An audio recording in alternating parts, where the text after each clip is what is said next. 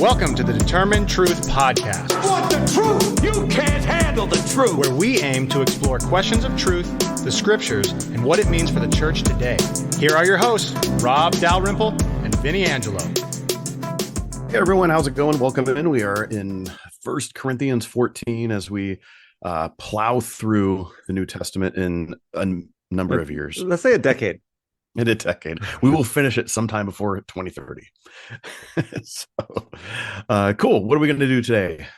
We're looking at 1 Corinthians chapter 14 and back on the topic of spiritual gifts that we've been addressing for a few weeks. But, I was thinking about this before we go too much further.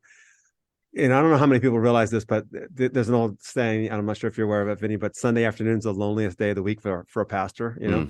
Pastors get home on Sunday afternoon and they just think about all the things that they should have done and they didn't do. And, it really is a tough time. And it's like, leave them alone. Don't text them. Don't email them. Don't, whatever. But we wallow in our mire quite well on Sunday afternoons. But one of the things that happens is like, oh, I could have said this. And I was realizing when we finished up our discussion of 1 Corinthians 13 last time on the topic of love, that we kind of left out of the discussion the fact, well, maybe we discussed it briefly, but that Jesus summarizes all 10 commandments into two.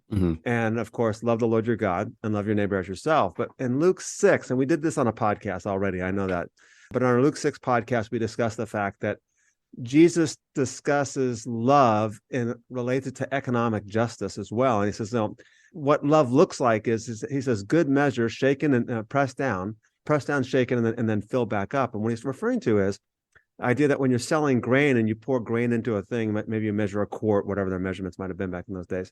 You measure the grain. If you shake it, the grain settles, and then you can put more in it.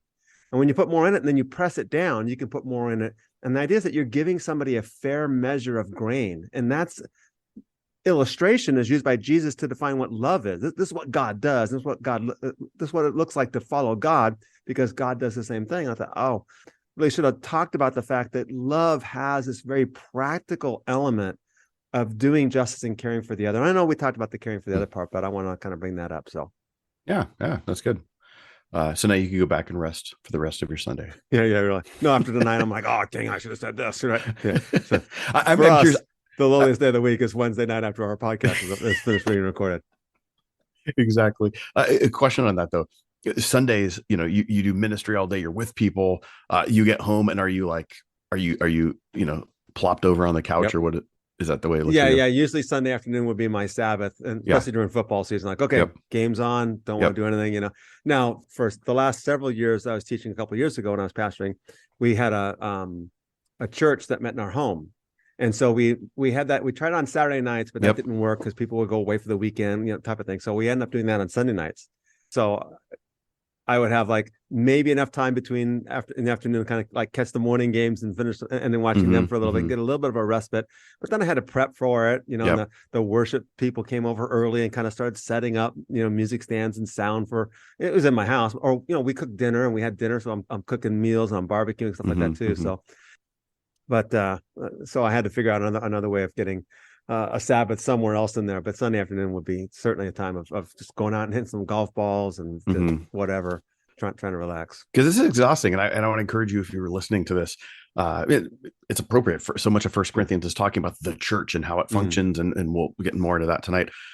I mean, your pastors and your church staff, even your volunteers who are maybe if they're leading music or whatever, just the people who have just that significant amount of work, and everyone's serving in their own ways and they all have their gifts, but there are people who just do more in terms of the effort, especially if you have a setup church where you're setting up and tearing down.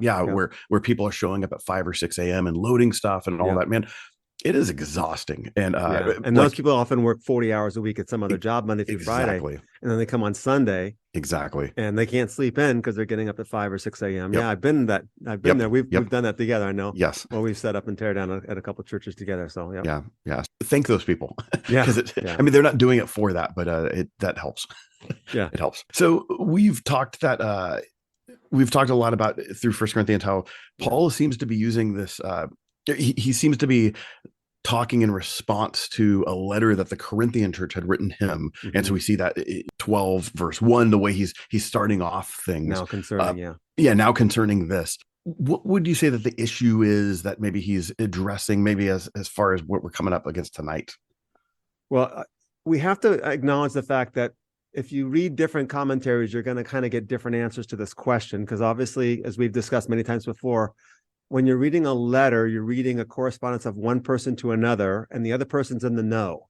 But we're the readers of the letter. We're not in the know like that, like the recipients of the letter are. So it's a little bit kind of like listening to that phone conversation that we've used that analogy before, where you're like trying to figure out what's going on the other end. So we're not ultimately certain exactly what's happening there. But again, to be clear, the people who wrote the letter to Paul are probably on Paul's side. So when you open up chapter 1 of 1 Corinthians, some say we follow Apollo or Cephas, Peter. Some say we follow Paul, some say Apollos, and some say Christ. The church was divided amongst these at least 4 factions of who their loyalty was to. The Jewish contingency towards Peter, using his Aramaic name of Cephas, maybe the Greek contingency of Apollos, maybe the spiritualists were like, we follow Christ, which sounds great, but it's divisive. And then we follow Paul, hey, we're with you, Paul. It's probably those folks at least who are writing the letter to Paul saying, hey, Paul, this is what we're dealing with. Now, so when they cite and say, hey, Paul, someone in our church are saying this, it's not them who are saying it, it's someone else in the church that's saying it, that's causing these troubles. So here's what we know. In chapters 1 through 4, Paul kind of addresses, maybe with a bit of sarcasm, those who are claiming to have some exalted spiritual status. And then there's this long argument in 1 Corinthians addressed to people who thought they were like spiritualists. The Greek word is pneumatikoi. Paul believes that these people were kind of like disrupting the entire congregation, everything that's going on. Then in chapters 8 through 11, they thought, we discussed this, that all things are permissible for me. And Paul's like, well, yeah, but it's not all profitable. And then in chapters 12 through 14 now, the present section, it seems like these people were claiming that their spiritual gifts were made them better than others and made them more elite than others. And Paul's like, look, unless you use your spiritual gifts for the benefit of the whole church, which we'll get into tonight, then they're worthless. If you speak in the tongue of men and of angels, which that's probably what they were claiming. Oh, we've got this language of angels and tongue of the angelic voices. Paul's like, yeah, but unless you do it with love, you're a noisy gong or a clanging cymbal. Then what's interesting is this, in chapter 15, which is maybe one of the more famous chapters, chapter 13, the love chapter, chapter 15, the resurrection chapter. It's Paul's longest speech on any one topic, by the way. In any of Paul's writings, he spends more time on the resurrection in 1 Corinthians 15 than any other topic in any of his other letters. What's interesting is that chapter doesn't begin with now concerning. So he's been transitioning from now concerning to chapter 7, chapter 8, chapter 12, chapter 11. Chapter 12, verse 1. Those are the transitions of identifying what you guys addressed now concerning the matters you wrote about. And so, but there's no now concerning in chapter 15. So it seems like Paul is bringing up the topic of the resurrection himself and maybe implying, what, guys, what's happening here is what you guys are saying about your elite spiritual status and maybe having attained some eschatological, some eschaton, some end time, some heavenly status is ultimately undermining the resurrection of Jesus Christ. And the resurrection that we believe in, that Paul says, in fact, this is a matter of first importance in chapter 15. Summarizing it all up, it seems like we have at least one group, if not more than them, that were claiming to have some spiritually elite status. Their ability to speak in tongues was their proof that they were who they thought they were and that they were special and elite. And Paul, of course, puts them down a little bit in chapter 12 by saying, tongues like the last gift on all the list of gifts in terms of the hierarchy. It's the least important. And then we'll address it more specifically in chapter 14 here tonight. And I'll just say this. We do, depending on your denominational background and how you look at gifts, we oftentimes do the same thing even today. And I think Paul would knock on us today. Speaking as someone who is a musician, I'm someone who's going to have a high profile service opportunity on a Sunday morning, especially if you have a church that has a band and all that. And I've been a part of churches that do that. And so I'm even thinking this on. You played the organ? Is that I played the organ. No, that was when I grew up Lutheran. We had that. But I play the drums. Right. And so if you're in the band, you're going to get all this, accolades, especially in a day and age of so much Christian consumerism with music. And you have K-Love and you have all this stuff. And so the band is like the coolest thing ever, right? Which it's the worship team. It's a worship team, right? Right. Which I don't even like to use that term. Right. I'm help leading and singing is what I'm doing. But it's similar to I'm helping lead by not singing. Exactly, that's true. Yeah. It's similar in football though. You could say, okay, I'll use your awful example. the I can't even say the word out loud. The Patriots have been very successful. Patriots. The Hatriots. 6-time NFL six, champion. six. Yeah. I'm seeing a connection there. Yeah. So, but everyone knows Tom Brady, right? Right. Okay. Name one offensive lineman for anyone who's played for Tom Brady in the last 20 years. Yeah, I can obviously. Well, you can, yeah. Yeah. But no one else can. But it's like without any of those guys, what is Tom Brady going to do? Right, He's going to be exactly. sacked every day, you know. Well, But he's not having a very good season this year because he's got no offensive line in Tampa Bay. Yeah. Exactly. Yeah. The point is, there's these other people who are always going to be unsung, and so even in music, we have the same thing where the band is getting accolades. I got so many. I played this past Sunday. So many great text messages, encouraging messages from people in my congregation, and they're awesome. But did the sound guy get that same sort of thing? Right. Did the person running slides, for the lyrics get that? Or did just the person who got there early to help, set up stuff wherever and we do a hierarchy of those sorts of things where one is sexier than the other. And I think Paul would have the same type of, chastisement, because in a way it's like, stop elevating other people as more important than others. We're all doing our role to make a corporate worship happen. Yeah, and it's all these gifts that have to do with edifying the body. It's not just one thing. Yeah. Sorry for interrupting you there. There's several tangents we can go down, which we'll save for our discussion maybe in First Timothy. Also, about the danger of elevating these people to a certain status, or because we assume, if you're on stage singing in worship, then you must be ultra spiritual. It's like, no, I'm just a really good singer. Yeah. I mean, I'm not even sure about this Jesus thing.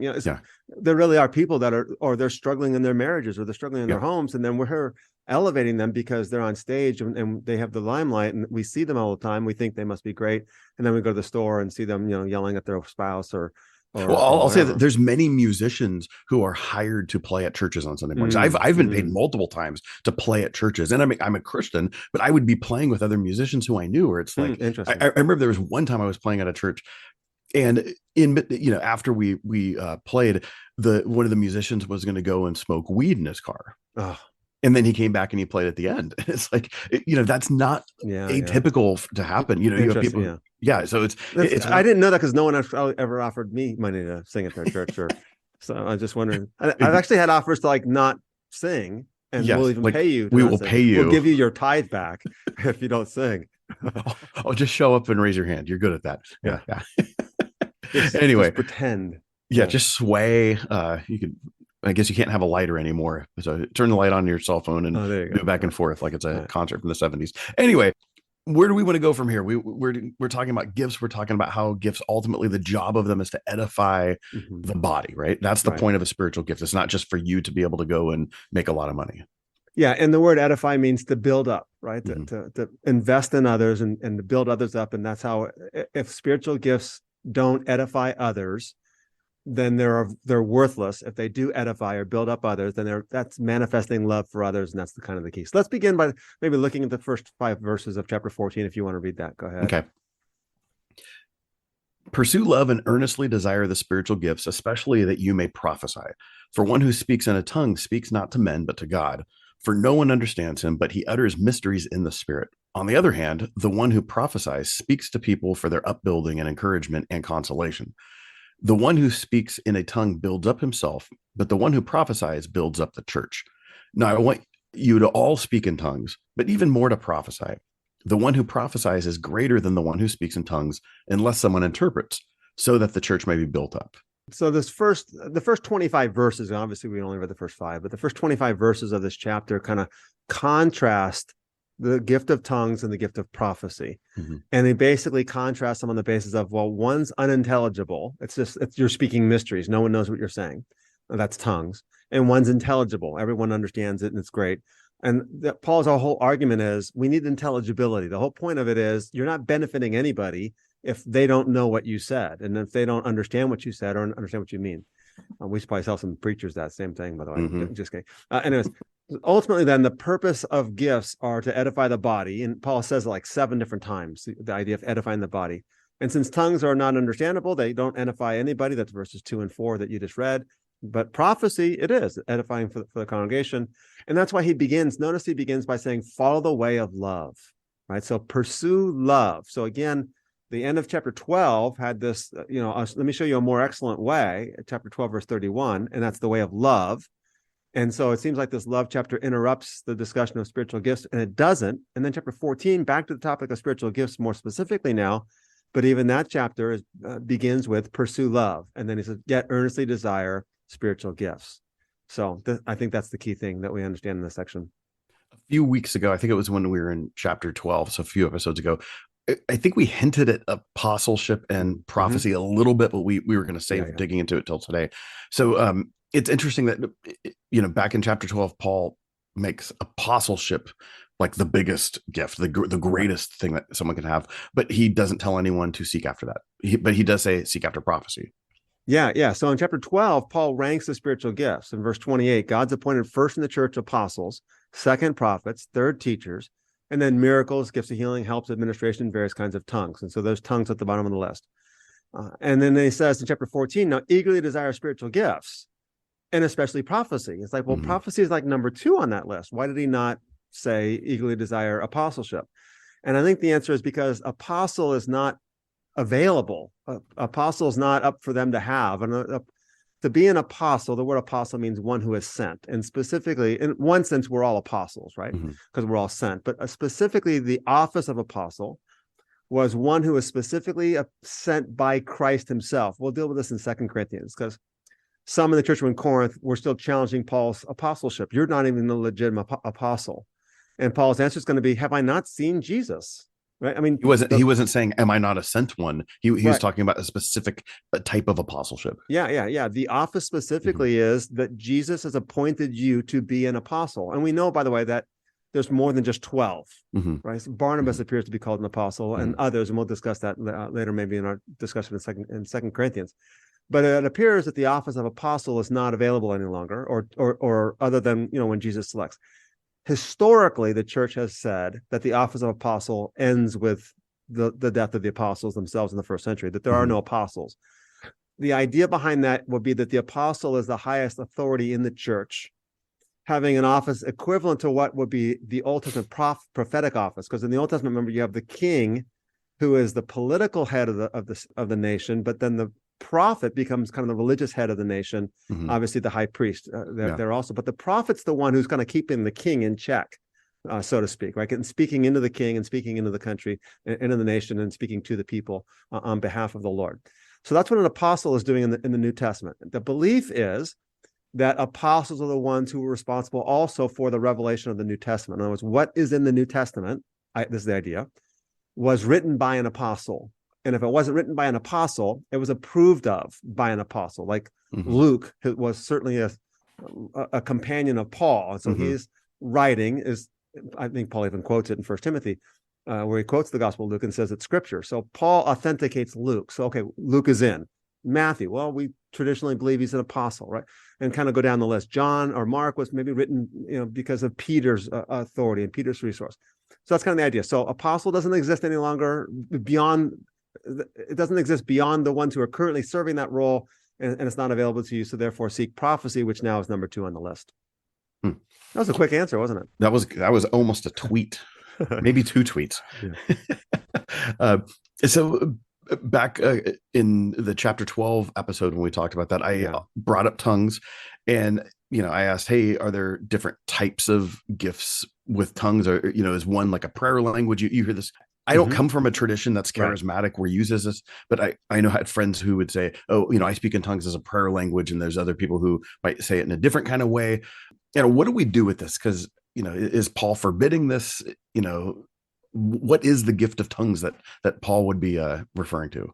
So there's definitely going to be differences of opinion on this. So I'll kind of give my take, which I think you probably are in the same camp, because we kind of have similar backgrounds and from my own experience there.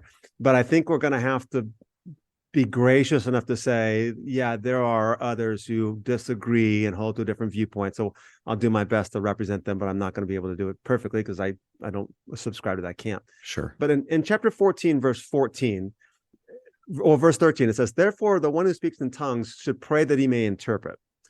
Verse 14, for if I pray in a tongue, my spirit prays, but my mind is unfruitful. Right. This is a common verse that's used for some who say that there are different types of tongues, plural. It's called the gift of tongues, plural. And the idea behind that is that there are different gifts. one distinction that's commonly made amongst the more charismatic side of Christianity, or Protestantism specifically, and there are charismatic Catholics, by the way, that was big in the 60s and 70s. But the idea being that there's the prayer language that is only for you, between you and the Lord. So when you pray, your spirit's praying, you don't know what's being said, but that's okay. It's great because the Spirit's interceding for you. And anyways, and Paul says that in Romans chapter 8, the Spirit intercedes for us because we don't know how to pray. So the Spirit intercedes for us. So you're just going to step 2 with that prayer language.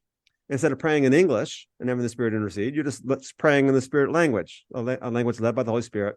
And obviously God knows what it means. And that's it. So that's the idea of a prayer language. And then there's also the gift of tongues.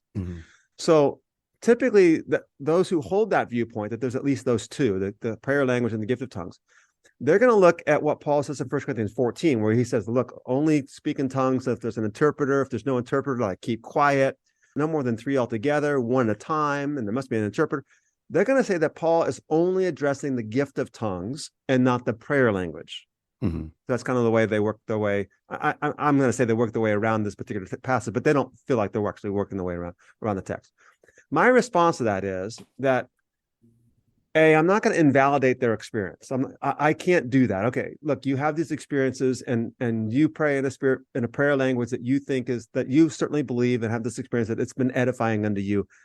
Okay, I'm gonna have to accept that and grant that. I don't believe that there's a distinction, that the word tongues is plural, because in the book of Acts, the very first time they spoke in tongues, they spoke in many languages, plural.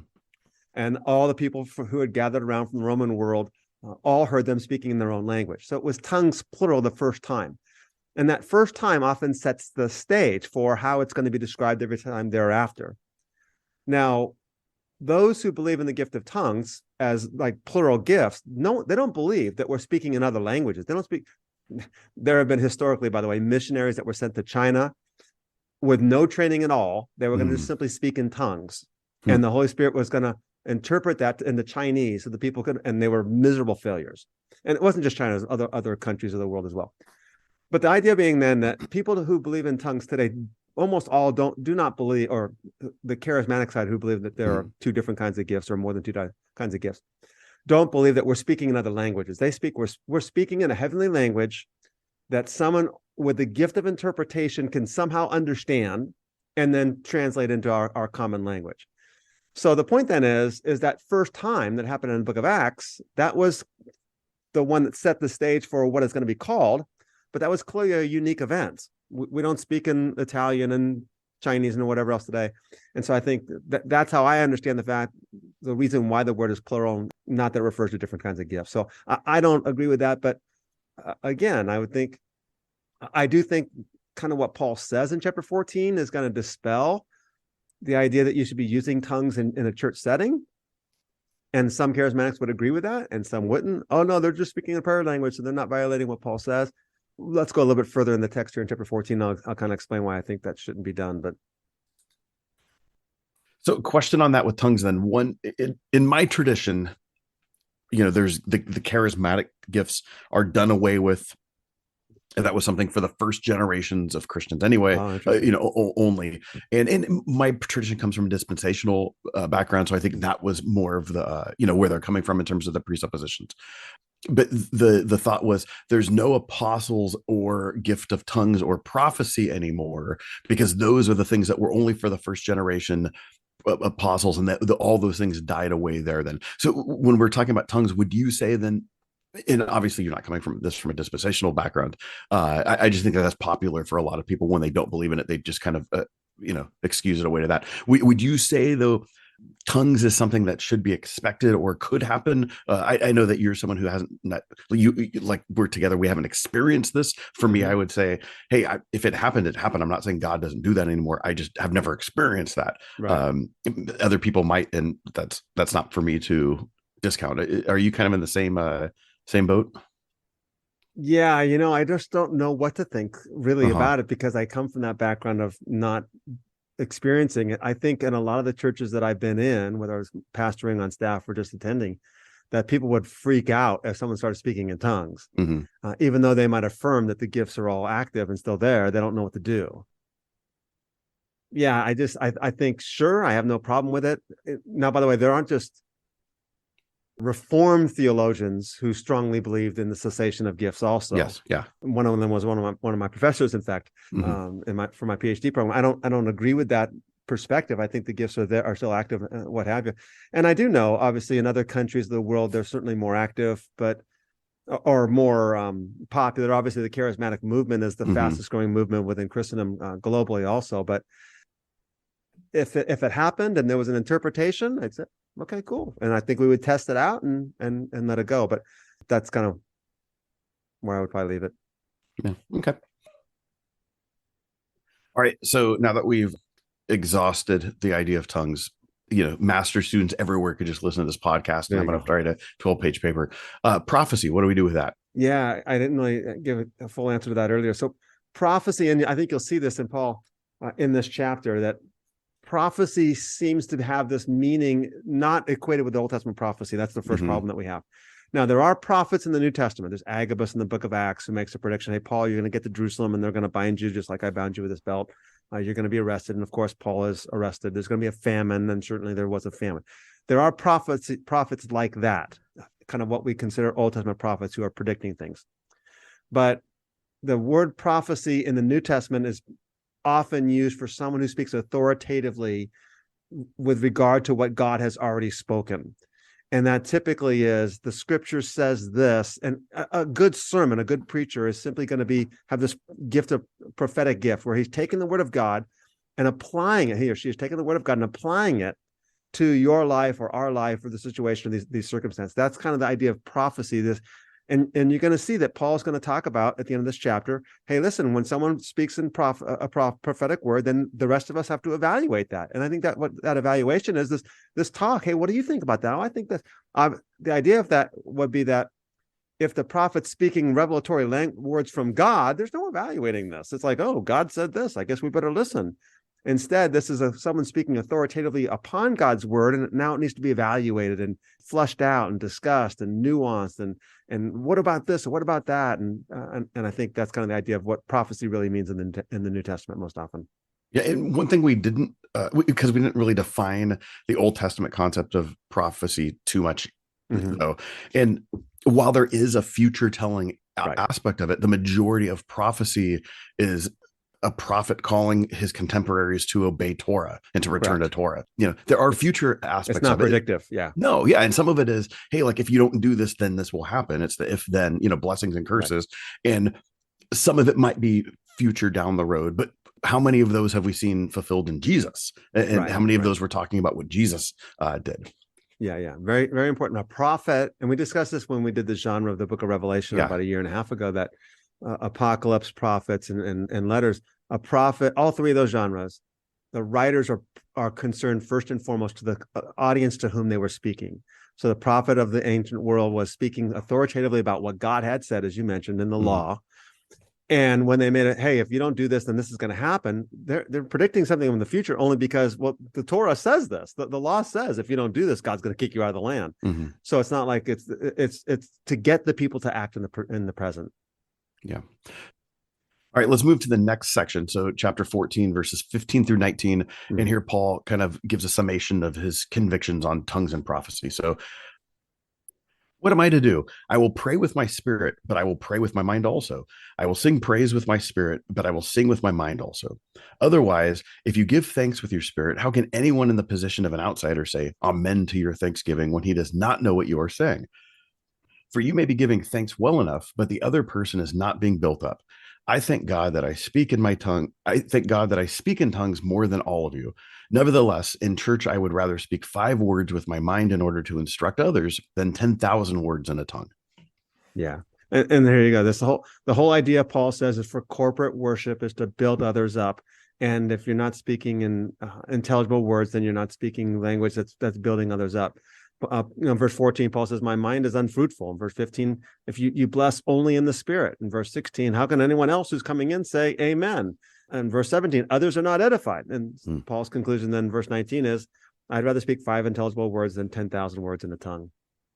Yeah, and the point like that you let off with is the point of corporate worship is to build other people up, right? And how often do we think of a church service? How often have you heard the phrase, "I'm not being fed"? Right. And there's an aspect of that that's true. Like, Right, like right. people need Yep. to evaluate their own personal growth and evaluate what's actually happening, but it's not about you necessarily. No, it's consumerism Mhm. and has how much consumerism has infiltrated the Christian church in the 20th and now into the 21st century. Yeah. I Yeah. go to the church because that pastor preaches sermons that I benefit from. Yeah. So you're supposed to go to church to serve. Yes. The whole idea of spiritual gifts, chapters 12, 13, and 14 of 1 Corinthians, the whole idea of going to church together is to utilize the gifts as members of the body for the sake of the well-being of the rest of the body. Yeah. So if you stop going to that church, then all of a sudden now your gift is not being used at that church. And now it's being used at another church, but you're only going to that other church, not to use your gift, but because they have, I was going to say a good children's program. But I get the fact that parents have kind of this concern for children. Yes. I get the fact that you go to a church because that's where my kids can plug in.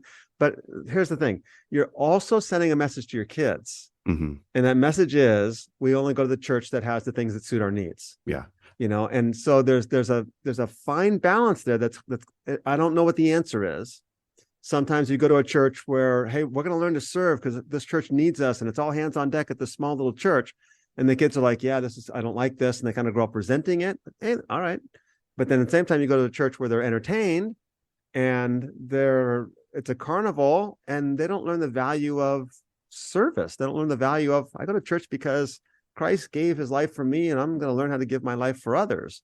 They're going to church because they have a great puppet show and a great act, and they give out candy and great snacks. They have a great playground. And they have funny, shows and skits. And my friends are all there.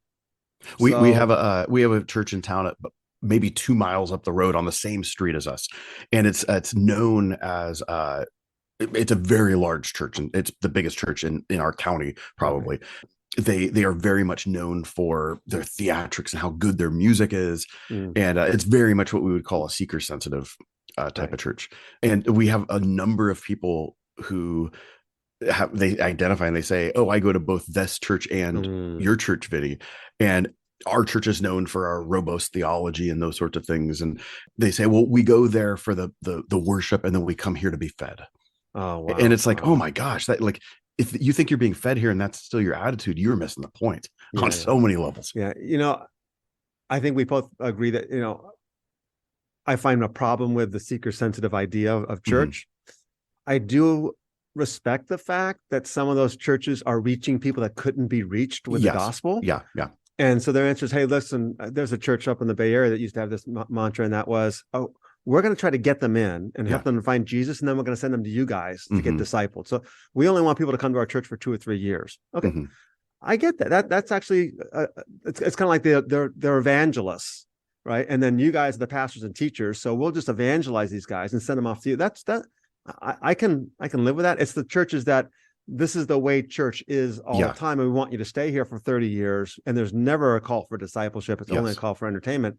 I think we're missing the point, right? Yeah. And it's the idea of what you win them with is what you win them to. Yeah. And so if everything is just fluff and fun and awesome, and I've had these real conversations with people, what happens, people from this church I'm thinking of, when they're faced with a life crisis in which there's an undiagnosed, they can't diagnose the problem, and it's something's happening physically, and all they've been getting from this other side is, well, you just need to pray more, obviously. And they're doing that, and now because God's not healing them, they're obviously, their prayer is wrong, or there's hidden sin, and they get all the accusations.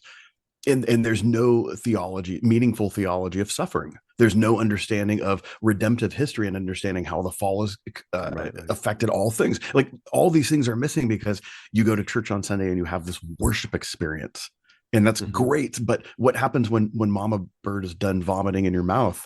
You have to wait to come back to get fed again, and you just see the damage that affects people. It does, and I think I know others that get disillusioned because they're like, wait a minute, I read the Gospels and it tells me that I'm supposed to deny myself and take up my cross and follow him. And this is a farce. And so they kind of left because of the show. That's the biggest problem that I have with it, is the fact that how can you actually preach the gospel in that environment and call people to the gospel and to gospel living of cross-bearing, denying, of self-denying love, when the whole idea you got him in with, It's the be carnival. a Daniel or be a Joseph or be it's be a David, and it's look at how it's all that stuff. Yeah. That Now let's be honest. By the way, none of the churches have it right. None of them have not it at right. all. Nope. Yeah. There's no such thing as this one has it. We're all struggling to do our best. But I think that what we need to do our best together is a communal gathering for the sake of serving one another and building one another up and bearing one another's burdens, and then sending us all out to now go out and be models of cross-bearing love to the nations. Absolutely. Or a cruciform love, as our friend Michael Gorman would say. Yeah. Hey, one thing that's interesting in this section is while Paul is giving strong words about tongues, he doesn't say, don't speak in tongues. Yeah. Yeah. I've gone back and forth over the years with this, and he definitely does not. In fact, he definitely says, and do not forbid the speaking in tongues. He specifically says that, right? But I almost wonder, and I have wondered at times, if Paul was kind of like tongue in cheek a little bit, like, you know what, guys, these people are so problematic. I wish we could just shut them up altogether. But all right, it's a spiritual gift. We can't do that. I don't know if that was his attitude, or if his attitude was, look, it's still a spiritual gift, guys. No, let's just use it within reason. I think the humanity of me, right, says Paul was human too. And he was probably like, I wish we could just shut these people up and like not even just ban it altogether. But all right, I won't ban it altogether. I'd rather speak 5 intelligible words than 10,000 in a tongue, but you can still speak in tongues if you need to. I don't know where Paul actually was in that, in that personal crisis there, but that's kind of what I wonder. But he did not ban it. Yeah. And what I'll note is I'm also making an argument from silence, which isn't the best exegetical tool. Well, sure. He didn't say this, so that's it's an observation, but that's not something that's drawing your conclusion. Yeah. No, but he does specifically say, and do not forbid the speaking in tongues. Yeah. So, yep. Next section. Yeah. Verse 20 through 25. Yeah, this is interesting. Brothers and sisters, do not be children in your thinking. Be infants in evil, but in your thinking be mature. In the law it is written, by people of strange tongues and by the lips of foreigners will I speak to this people, and even then they will not listen to me, says the Lord. Thus tongues are a sign not for believers, but for unbelievers, while prophecy is a sign not for unbelievers, but for believers. A little chiasm there. If therefore the whole church comes together and all speak in tongues, and outsiders or unbelievers enter, will they not say that you are out of your minds? But if all prophesy and an unbeliever or outsider enters, he is convicted by all. He is called to account by all. The secrets of his heart are disclosed, and so falling on his face, he will worship God and declare that God is really among you. All right, very good. So one of the things that you can do when you're reading the text is try to find the chapter breaks, the paragraph breaks, the section breaks. Now, sometimes your Bible is going to do that for you, but you can also check to see if they did it correctly or not. And one of the ways that you're going to do that is look for like key words or key phrases. And in the Greek, a key phrase would be something along the lines like brethren or brothers and sisters. And so verse 20, brothers and sisters. There's a paragraph heading right there. Now that paragraph heading in verse 20 through 25 is probably the concluding of this longer argument from 14 verse 1. So here's your conclusion. Brothers, don't be children in your thinking. Now, note verse 26. What is the outcome then, brothers or brothers and sisters? There's that word again, which there's a new paragraph break, and that's probably introducing a new section, still related because it's still talking about spiritual gifts and things of that nature, but it's kind of a part 2. So that means this section's kind of verses 20 through 25 is kind of concluding the argument. And Paul's argument is, look, tongues do not lead people to obedience. And tongues don't benefit believers or unbelievers. Like nobody benefits from them, only the person who's spoken it, unless there's an interpreter. In fact, the effect on unbelievers is actually the opposite. If they walked into your church, verse 23, and they're all gathered together. Now remember, by the way, Corinth was a city that had lots of visitors in it. Corinth's location was such that there's a small little isthmus, a little narrow strip of land that takes the Aegean Sea and the Adriatic Sea and kind of connects them together. This like a 5-mile strip of land. So they would literally dock ships on the Aegean Sea side or on the Adriatic side, and then roll the ships across the cargo across the narrow strip of land, and then put it on ships on the other side. And then the next day they'd sail away. As a result, you got lots of people staying the night or a couple nights in Corinth while the ships and the materials and the goods are being transferred. To do all that labor, you got a lot of slaves. And so you have even more foreigners coming into the city because there's slave labor and there's need for slave labor. You also have basically the Corinthian games, we'll call them the Isthmian games is what they were called, which happened every 2 years. And that also brought more people in to kind of come watch the games. So you have a lot of visitors in the city of Corinth. And so Paul says, look, verse 23, if the whole church assembles together and you all speak in tongues and unbelievers enter, will they not say that you're mad? But if verse 24, but if we all prophesy and an unbeliever or ungifted person enters, they'll be convicted by all. So not only then do tongues not benefit anyone, they actually cause non-Christians to go, you guys are whacked out, and they walk out. That's one of the reasons why I personally, and it'd be interesting to have a conversation with somebody who's a charismatic theologian or a charismatic scholar, whatever. I personally say, look, even if you believe in the prayer language, it still seems to me that you shouldn't be doing it in church. The idea is like that person's babbling in a spiritual language between them and the Lord. Doesn't need to be interpreted. They're just praying to themselves. It's like, yeah, but it shouldn't be done out loud. I kind of wonder about that. So it'd be interesting to have a conversation with somebody about that. But I think that's kind of the idea now. Some have taken this to say the actual opposite of that. They actually take verse 22 and say, tongues are a sign not to those who believe, but to unbelievers. They say, see, verse 22 says tongues are a sign to unbelievers. It's like, that's not what he means. And we know that because verse 23 says, if an unbeliever walks in and you're all speaking in tongues, they're going to think you're whacked out or you're mad. What Paul seems to be saying here, and there's differences of opinion on this, is that other religious groups use tongues as a sign. Now, note, by the way, tongues are not a phenomenon only known in Christianity. They're found in other religions of the world. So other religions of the world use tongues as a sign, but we don't, says Paul. We don't do that. So I think that's kind of the way I would summarize what Paul has to be saying here. All right, so moving right along, Paul concludes this whole thing where he lays down some rules, some guidelines, we could say. So starting in verse 26. What then, brothers and sisters, when you come together, each one has a hymn, a lesson, a revelation, a tongue, or an interpretation. Let all things be done for building up. If any speak in a tongue, let there be only two at the most, three, and each in turn, and let someone interpret. But if there is no one to interpret, let each of them keep silent in church and speak to himself and to God. Let 2 or 3 prophets speak, and let the others weigh what is said. If a revelation is made to another sitting there, let the first be silent, for you can all prophesy one by one, so that all may learn and all be encouraged. And the spirits of prophets are subject to prophets. For God is not a God of confusion, but of peace, which, oh my gosh, that passage, talk about a verse that's misused all the time. Right, yeah. Real simply here, just to kind of summarize, I think the passage is fairly self-explanatory. I think Paul's whole point is that gifts should be used in an orderly fashion. And so he simply says, okay, look, here's the deal. When it comes to speaking in tongues, 2 or 3 at the most, but 1 at a time. And there must be an interpreter. If there's no interpreter, then keep quiet. And then he says, okay, when it comes to prophecy in the church, 2 or 3 at the most, and others pass judgment on the prophecies themselves. Not on the prophet, by the way, but on the prophecies themselves. And I think this is interesting because it seems to suggest that what we might call a church service or a worship service was actually kind of, what's the word I want? Like a small group? Like a small group. Yeah, like it's all, everybody's involved. I've written blogs, and I'll put this maybe in the show notes.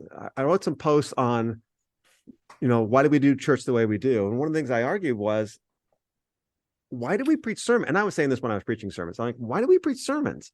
I was trying to get my congregation to understand the fact that this is not a good way of communicating, and see if we can't eventually move on to do something different. That just wasn't happening at the time.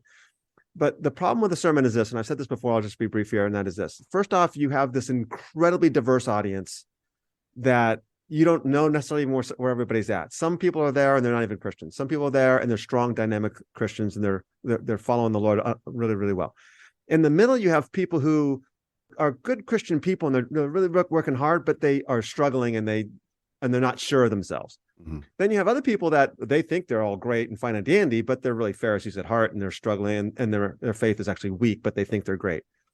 So if you preach to that third group, trying to encourage them, you know what, your faith is good. You're struggling right now, but it's all good, and Christ is there, grace is there, God's Spirit is with you, and just trust in the Lord. You might be encouraging that last group that I mentioned, who think they're strong believers, but their faith is actually shallow or weak, and they're pharisaical at heart. if you try to condemn that last group, or not condemn, but admonish that last group and say, hey guys, you know what? Right now you guys are like whitewashed tombs here, and you have all these good things on the outside, but in the inside, your heart's not there.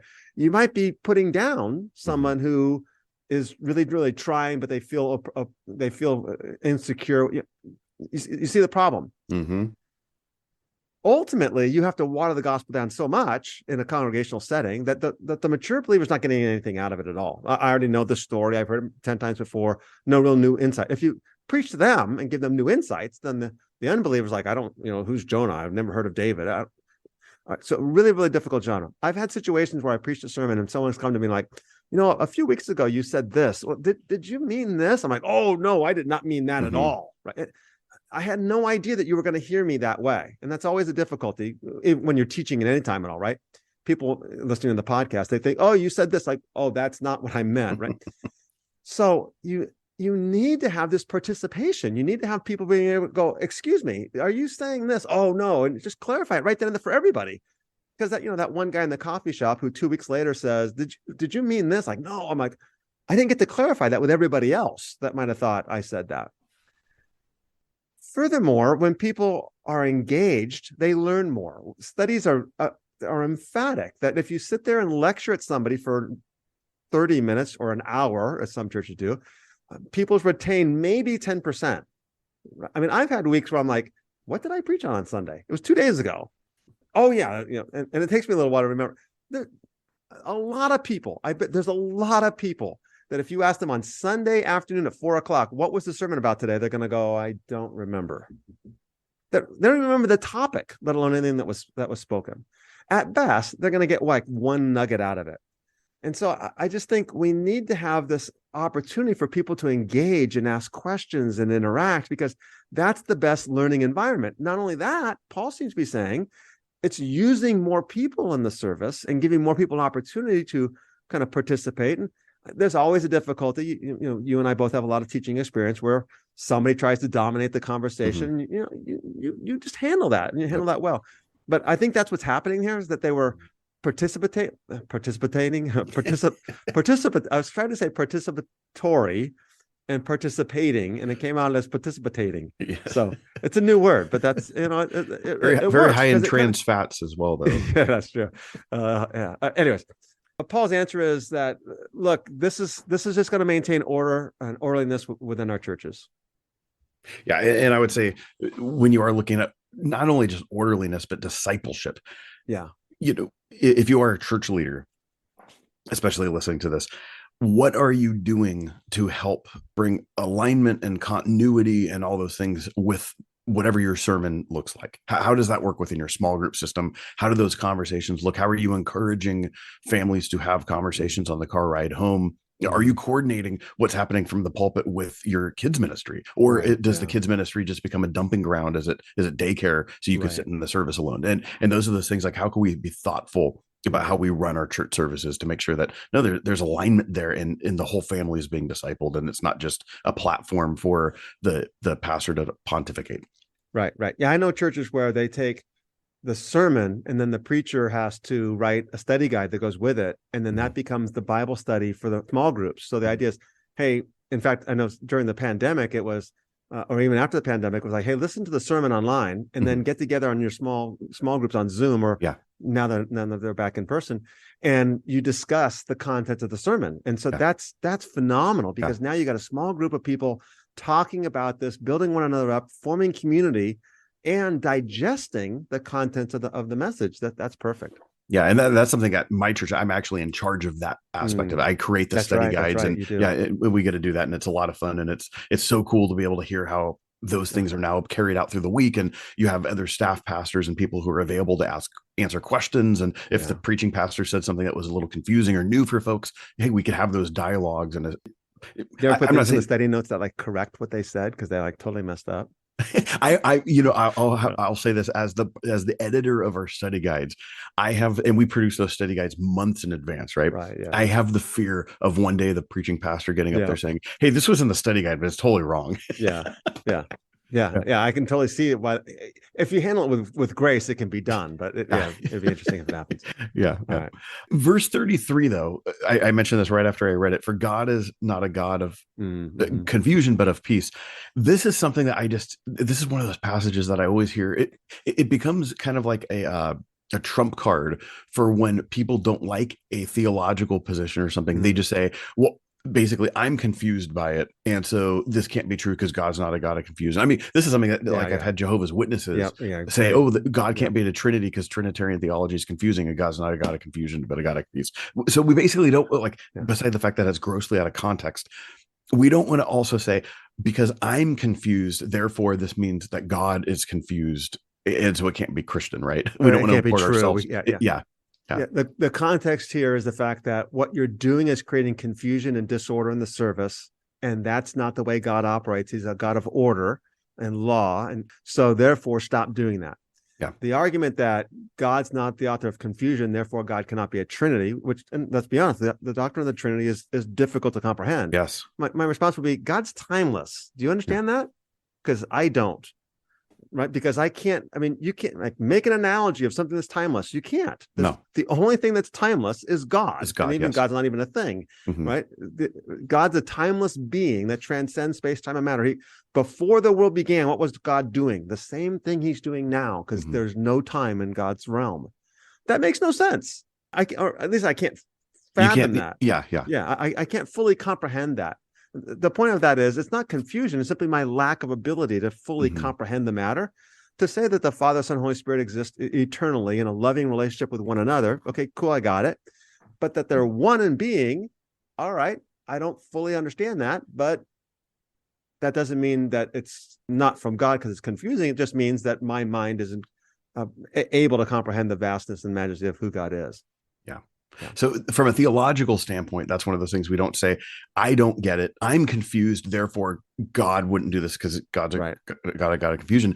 And the other thing is we also don't want to do personal preference. I've heard arguments against using contemporary music or Christian rock music in a church saying, well, it's confusing and God's not a God of confusion. So at that point, someone's actually appealing to the local gathering, but they're taking their own preference and imposing it. I find guitars and drums to be creating a mass confusion, therefore, and it's like, no, that's just that's imposing your own it's called a distraction for you, but it doesn't mean it's confusion or disorderly. Exactly. So Paul, he concludes with some direct language. He's contending that the Corinthians need to consider Paul's commands. Like, you guys need to sit on this, and that happens in 32 and 33 and 36. Yeah. You want to read 36 through 40? Sure. Verse 36. Or was it from you that the word of God came? Or are you the ones it has reached? If anyone thinks that he is a prophet or spiritual, he should acknowledge that the things I am writing to you are a command of the Lord. And if anyone does not recognize this, he is not recognized. So, my brothers and sisters, earnestly desire to prophesy and do not forbid speaking in tongues, but all things should be done decently and in order. So Paul does use this kind of really strong language, like, look, hey, Corinthians, you guys think that you're the source of truth or something? No, the word didn't come, it came to you, not from you. And if anyone thinks they're spiritual, then they should recognize that Paul's speaking from the Lord. I mean, if you're spiritual, then you'll know that I'm speaking from the Lord. And so he is being very strong in his language. And look, desire prophecy, don't forbid tongues, but everything should be done in an orderly fashion. We skipped over a few verses. We didn't pay attention to 34 and 35. The women should keep silent in churches. So therefore, I guess we're not going to talk about them here either. Oh, we can, because we're men. That's okay. We could talk about it. It's kind of like when you see churches that have a women's ministry led by a man. You ever seen those? Like in those super complimentary churches. That's sad. I saw like a Twitter feed about, I don't know if it was a movie or a television series, whatever, about a kind of women being oppressed, and you just see them like The Handmaid's Tale. I haven't watched it. My wife has, but and it's just like, it's so, these women that just live in this oppressive state. It's So what are we doing with these verses? So the violin, cue the violin music. You want to read verses 34 and 35? Yep. Let me read those verses. So verse 34 and 35. The woman should keep silent in the churches, for they are not permitted to speak, but should be in submission, as the law also says. If there is anything they desire to learn, let them ask their husbands at home, for it is shameful for a woman to speak at church, which is an interesting thing that he says, because in verse 11 or chapter 11, they're allowed to pray and prophesy in church. So why is Paul contradicting himself? Exactly. So there's all kinds of different answers for this, and we're not going to kind of go down the list of what different views are simply saying here. I'll kind of give what I think is happening there. For one, I don't think these are the words of Paul. I think there's another example where they're saying this, and then Paul responds. So in verse 34, they're saying the women are to keep silent in the church. And Paul's answer is like, was it from you that the word of God went forth, or has it come to you only? I think that's his kind of response to them. It's like, wait a minute, what are you talking about? Yeah, the first problem is that even his opponents, even if these are the words of his opponents, it can't be a command to total silence. Because even they affirm that women can pray and prophesy in church. They just think that women have to have their heads covered when they do it. So certainly Paul affirms that women can pray and prophesy in church. So he can't be this command of total silence. If the command was, if the problem was women in this dialogue, if there was dialogue going on, hey, what do you think of that? What do you think of this? What do you think of that? And some suggest that maybe uneducated women who were not certain of what's going on were, questioning this and questioning that. And the answer is, hey, you guys just go home and figure out later on. But the command to silence all women would silence all women. So in other words, if there's a woman prophet or prophetess, right, you silence her too. So this can't be this command to silence everybody. It doesn't seem to make any sense. So I think what's happening here, that these are their words and that they're trying to silence women. And Paul's answer is, wait a minute, did the scriptures come from you first, or did it come to you? It's not a command to absolute silence, and it's not a command that's coming from Paul. Cool. So chapter 14 is done. Man, chapter 15, every chapter in the Bible is good, but is this one of those that it's like, this needs to be in your Rolodex of like chapters in the Bible that you know about, especially the first part? Yeah, especially there's certainly a significant aspect of 1 Corinthians 15 that belongs up there, especially for the centrality it is to the Christian gospel. It's not one of those passages where I'd say, hey, go home and memorize this passage or meditate on this. But the significance of what Paul says in 1 Corinthians 15 regarding the resurrection of Jesus and the role of the resurrection of Jesus in the Christian theology and what it means for the gospel itself. And there, I think it's absolutely central. Yeah. Good. Well, I can't wait to get into that. We'll probably spend a few weeks in chapter 15 because there's a lot going on there. Yeah. Yep. So cool. All right, everyone. Hope you're enjoying this. Continue to follow along in the devotionals if you're getting that. If not, email Rob and he'll get you on the list. And if not, we'll catch you guys next week. Thank you for listening to today's podcast. Please subscribe to and like our podcast. You can follow Rob's blog at determinedtruth.com or purchase his books on amazon.com. See you next time.